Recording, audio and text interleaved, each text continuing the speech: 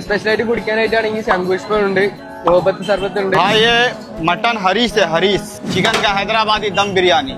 ഈ പറയുന്ന സാധനങ്ങളെല്ലാം രാത്രി 2 മണി വരെ ഇവിടെ കിട്ടും കേട്ടോ. നമസ്കാരം ഗൈസ്, ഞാൻ നിങ്ങളുടെ കൊച്ചി ഫുഡ് ബ്ലോഗർ. നോമ്പായിട്ട് രാത്രി 2 മണിയും ഒരു സ്ട്രീറ്റ് ഫുഡ് ഫെസ്റ്റിവൽ ഇവിടെ നടക്കുന്നുണ്ട്. ഞാൻ അറിയാൻ വൈകിപ്പോയി ഗൈസ്. സംഭവം ഒരു ബാംഗ്ലൂർ കോഴിക്കോട് മിക്സ് ആണ് സംഭവം. കാരണം കോഴിക്കോടിലുള്ള ഐസരി തൊട്ട് ബാംഗ്ലൂരിലുള്ള തവ ബീഫ് വരെ ഇവിടെ ഉണ്ട്. ബക്കറ്റ് ബിരിയാണി അന്ന് കർണാടകയിൽ നിന്ന്, അതായത് നല്ല ബീഫ് ബിരിയാണി ട്ടോ. ബക്കറ്റ് ബിരിയാണി നല്ല ഫ്ലേവർ ആയിട്ടുള്ള വെറും 150 രൂപക്ക് നല്ല കിടിലൻ ഹൈദരാബാദി ദം ബിരിയാണി കിട്ടും. ചെമ്പ് അപ്പഴാണ്ടോ പൊട്ടിക്കണം. അത് മാത്രമല്ല നല്ല കിടിലൻ ഹരീസ് കിട്ടും. കേരളത്തിൽ തന്നെ ഏറ്റവും ബെസ്റ്റ് ഹരീസാണ് ഇവിടുത്തെ. തവ ചെയ്ത ബീഫും പത്തിരിയും കിട്ടണ കോമ്പൗണ്ട്. അത് മാത്രമല്ല ബീഫും നെയ്ച്ചോറും പരിപ്പിന്റെയും കോമ്പൗണ്ട് രണ്ടും വേറെ ലെവൽ തന്നെ. നോമ്പ് തുറക്കാനായിട്ട് വരുമ്പോ ഒരുപാട് വെറൈറ്റി കടികൾ ഇവിടെ അവൈലബിൾ ആണ്. ഒരുപാട് വെറൈറ്റി. ഇതൊക്കെ ഒന്ന് കേട്ടു നോക്കി.